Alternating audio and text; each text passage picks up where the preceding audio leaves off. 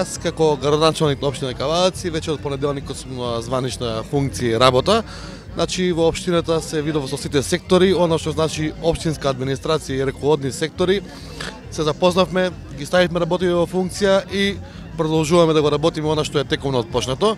Истовремено работиме на свикување на советот, што ја викнеме првата седница, се избери председател на совет и она што значи новата програма за 4-годишниот мандат како градоначалник која што ја предлагам, ќе ја предложиме и на совет, ќе ја предложиме пред службите, да ја консолидираме заедно и да ја ставиме во функција на граѓаните. Така да наредниот период од месец до месец и пол ќе работиме на привремена документација и на она што значи спроведување на наредна програма и нареден буџет за 2018 година. Како ја гледам таа функција? Таа функција ја гледам една менаџерска функција, тоа секогаш го зборував и кампања која што треба да правиме. Треба службите да ги ставиме во интерес на народот и во служба на народот. Да им даеме легитимно право на максимално ниво на сите раководители, да не им се мешаме во таа работа која што треба да се мешаме. Градоначалниките тој што треба да го менаџира помеѓу општеството, помеѓу општината, помеѓу бизнис секторот и помеѓу привлекување на странски, дали се туристи, дали се инвестиции и така.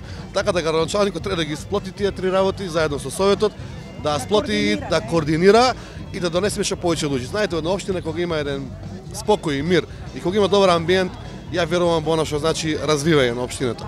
А развивање на општината, ако е само собствениот буџет да го истроши, тоа може да го направи било кој. Значи во општината мора да носиме фондови, мора да носиме донации, мора да носиме странски капитали за општината да напред. Инаку за секојдневниот фонд, односно за годишниот фонд кој што ги има општината, ќе го распоредиме уште денеска и треба да чекаме да го истрошиме.